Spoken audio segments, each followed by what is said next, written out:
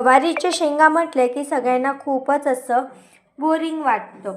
म्हणूनच मी आज तुमच्यासोबत गवारीच्या शेंगांची अशी एक रेसिपी शेअर करणार आहे की त्याने तुम्हाला गवार कायमचा आवडायला लागून जाईल आणि तुम्ही आवडीने मात्र गवारीच्या शेंगांची भाजी खात जाल.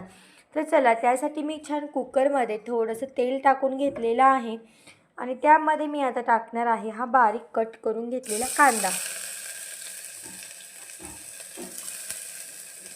कांदा शक्यतो आपल्याला जितकं बारीक होईल तेवढं बारीक कट करून घ्यायचा आहे आणि मग तो टाकायचा आहे. तो छान असं मिक्स करून घेऊया. थोडंसं त्याचा कलर बदलला आणि गुलाबीसर झाला की त्यामध्ये आपल्याला मसाले टाकायचे आहेत.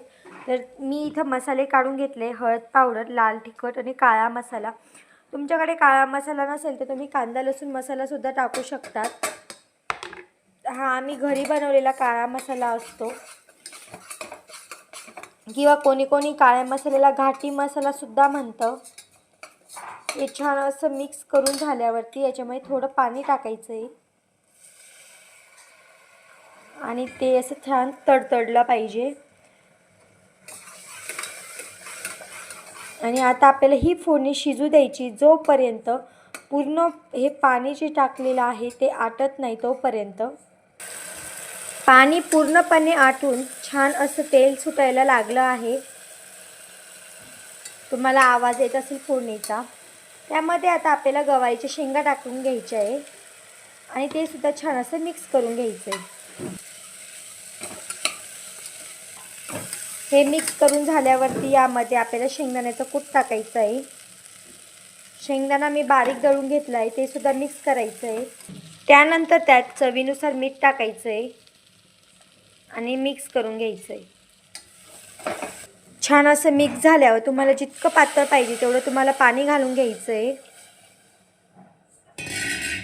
आणि छान असं हलवून कुकरची एक शिट्टी काढून घ्यायची. गवारीच्या शेंगांची छान अशी एक शिट्टी झालेली आहे आणि आपण वाफ काढून घेतली आहे. आपली ही भाजी तयार आहे.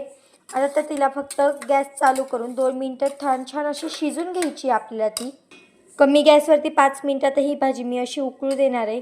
कमी गॅसवरती थोड्या वेळ 2 मिनटं भाजी उकळवली की छान अशी आपल्या भाजीला थोडी थोडी तरी पण यायला सुरुवात होते. अजून मी उकळून घेणार आहे आणि आपली भाजी ही तयार झालेली आहे. कशी वाटली कमेंटमध्ये नक्की सांगा. Thank you so much.